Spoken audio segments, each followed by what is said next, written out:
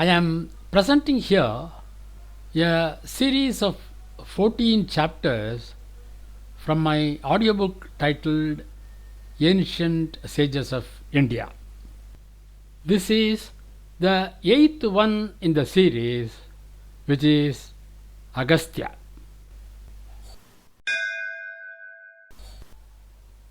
Chapter 7, Agasthya. Sage Agasthya is one of the prominent sages of Hindu mythology.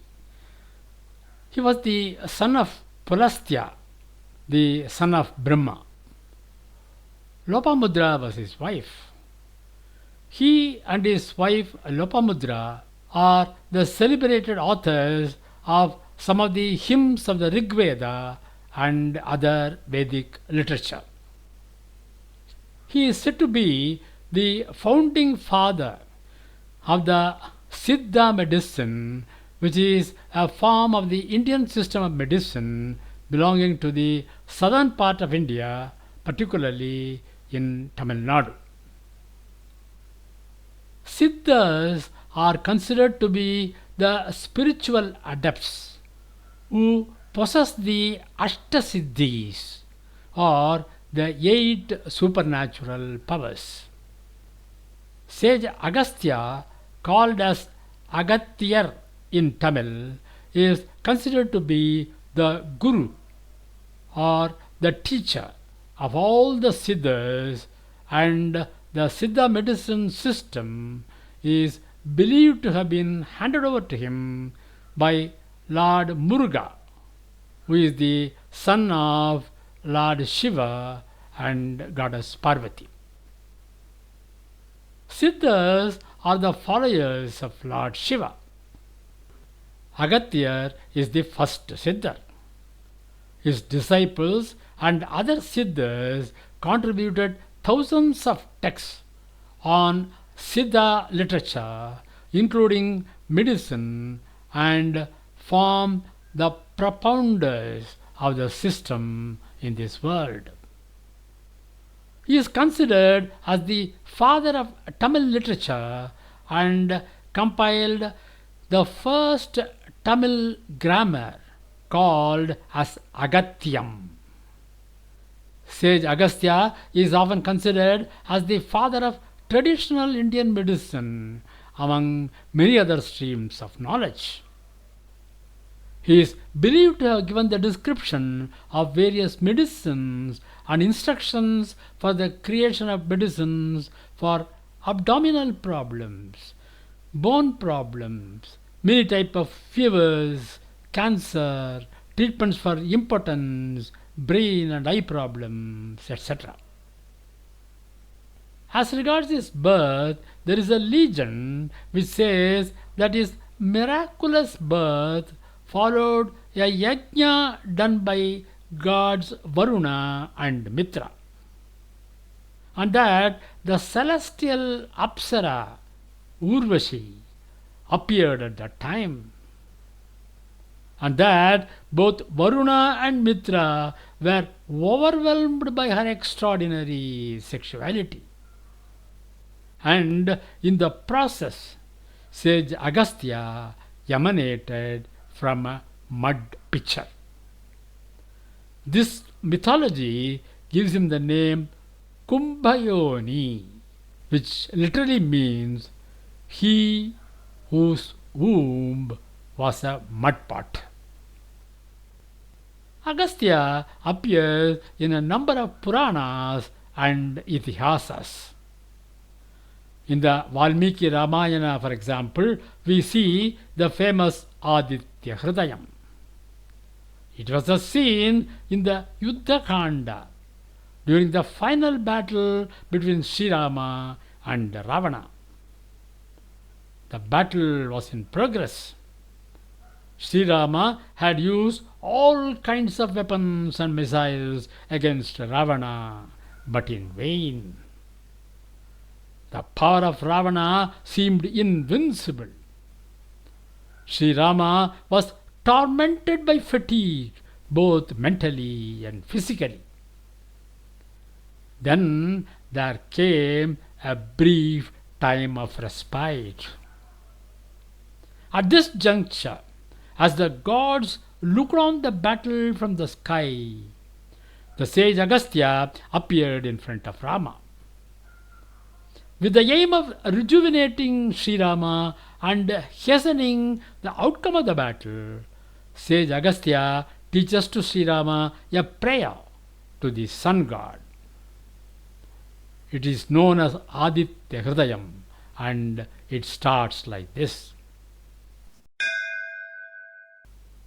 Tato yuddha parishrantam samare chintaya sthitam Ravanam jagrato drashtva yuddhaya samupasthitam Daivataischetamagamya drashtumabhyagato ranam Upagamya bravidramam Agastya Bhagavan Rishi Rama Rama Mahabaho Shunu Guhyam Sanatanam Yena Sarvanarin Vatsa Samare Vijayishyasi Aditya Hridayam Punyam Sarvashatru Vinashanam Jayabham Japen Nityam Akshayam Paramam Shivam. And then it goes on to an overall 31 verses. The Lalita Sahasranamam, which describes the 1000 names of the Mother Goddess, was first revealed to the world when Lord Vishnu, in the form of Hayagriva, taught the same to sage Agastya. This comes in the Brahmanda Purana.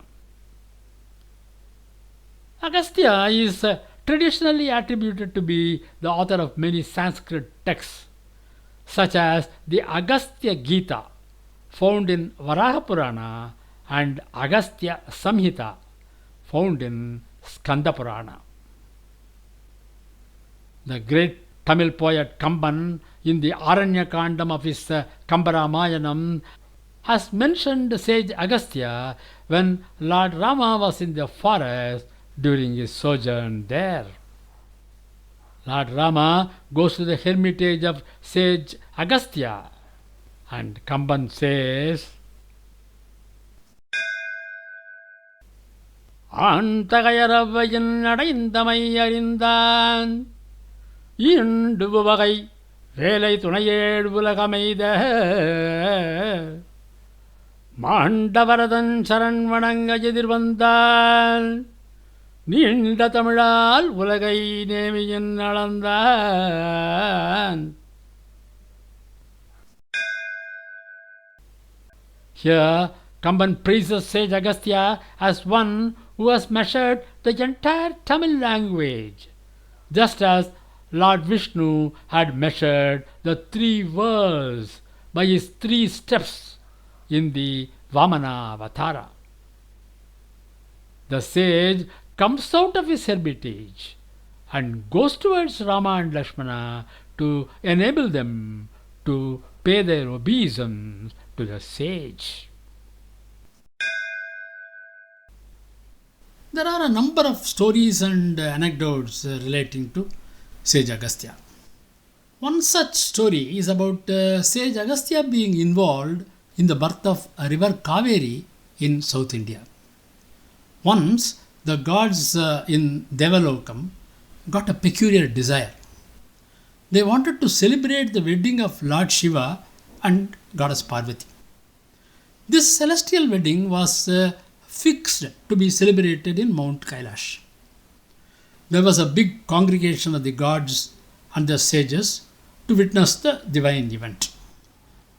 Since it was a large gathering, the northern region where Mount Kailash was situated dipped down, unable to bear the weight of the people who have assembled there. Those who assembled at Kailash, they were all frightened. To meet the situation and to allay the fears of those assembled there, Lord Shiva directed sage Agastya to go down to the Pudigai regions in the southern region. Shiva said that sage Agastya's presence in the south would restore the balance in the north. Agastya asked, "My lord, I feel as though you are mocking at me. I am a person of a very short stature. Probably I am the shortest and leanest of all persons assembled here. How can my weight balance the weight of so many people assembled here?" And Shiva said, "Agastya, do not feel hurt. You know very well that the might of the great sages like you are not measured by yardsticks like weight, height, etc. It is measured through the yardsticks like penance, intellect, attitude, social service, simplicity, etc. So, please go down to the south." Agastya pleaded, "O Lord, you are asking me to leave Kailash and go down to a place in South India. How then can I witness the grand function of your marriage? Why are you denying me this happiness?" And Shiva replied, "Don't worry, you will be able to see everything from wherever you are. Also, as a token of my love and affection for you, I will give this river Kaveri to you. You take it in your spouted pot. If you give it a command, the river will flow in the direction pointed out by you." The spouted pot is called as Kamandalam in Tamil. So, Lord Shiva gave river Kaveri in the Kamandalam of sage Agastya. Thereafter, Lord Shiva bid Kaveri to flow wherever Agastya wanted it to flow down. Agastya took the river Kaveri in his Kamandalam and reached the southern portion of the Indian peninsula. Through the grace of Shiva, Agastya also witnessed the celestial wedding. At that time, Indra, the king of the gods, was undergoing torments by a demon named Surapadma. This demon made Indra run away from Devaloka. Indra reached a spot called Sirgali in Tamil Nadu. He created a beautiful garden there and worshipped Lord Shiva with the flowers from his garden. But soon, Lord Varuna, in fear of Surapadman, did not shower rains. The whole land, including the garden of Indra, suffered from lack of water. Sage Narada told Indra that the river Kaveri had been filled into Agastya's Kamandalam by Lord Shiva. Narada suggested that with the help of Lord Ganesha, Indra should try to bring the waters of Kaveri to his garden in Sirgali. So Indra prayed to Lord Ganesha for help. During that time, sage Agastya was at the Kodagu mountains on the western Ghats of the southern peninsula. It was known as Coorg. One day, he was doing his prayers. Ganesha was waiting for an opportunity to help Indra. When the sage kept his Kamandalam down, Ganesha took the form of a crow, sat on the Kamandalam and toppled it. Agastya then lifted his hands to shoo off that crow. River Kaveri took it as a signal for her to flow and then began to flow down the mountains, pass through various places and reach Sirgali. The water problem of Indra was solved. River Kaveri was thus formed. This is the story which indicates how River Kaveri was formed. Ganesha instantaneously changed himself from the form of a crow to that of a small boy. Agastya thought that the boy toppled it and not the crow. So he chased and caught hold of Ganesha and said, "Hey lad, I saw you when you toppled my Kamandalam. Why did you topple it? I will beat you now." So saying, he tried to strike Ganesha on the head with his knuckles. At that time, Ganesha took his original form and informed him why he made the river Kaveri to flow down from his Kamandal. The sage felt sad that he had tried to strike Lord Ganesha. As a self inflicted punishment for this act, he started striking his own forehead with his knuckles. Ganesha stopped him and declared that those who worshipped him in this manner would be blessed with a good physical body, a quiet and calm mind, and a sharp intellect. This act is known in Tamil as Pillayar Kuttu. And Kamban brings this out briefly in his Ramayanam as follows. மூது அரவு சூடு முதலான் உரையன் மூவா மாதியும் தவ ஏக என வடாது திசை மேல் நாள் நீசமுற வானின் நடுமா மலஜம் நேரா ஈசன் நிகராய் உலகு சீர் பெற இருந்த.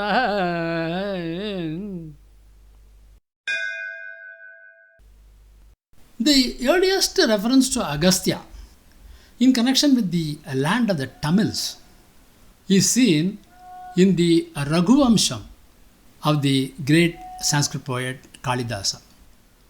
It talks about how sage Agastya inquired the Pandya king of Tamil Nadu about the ritualistic bath. It is verse 61 of Canto 6 of the Raghuvamsam, where Kalidasa says like this. Vindyasya samstham bhajita mahadre nisesha pito chita sindhuraja prityashta medhava bhratratramurte sausnatiko yasya bhavatyagastya.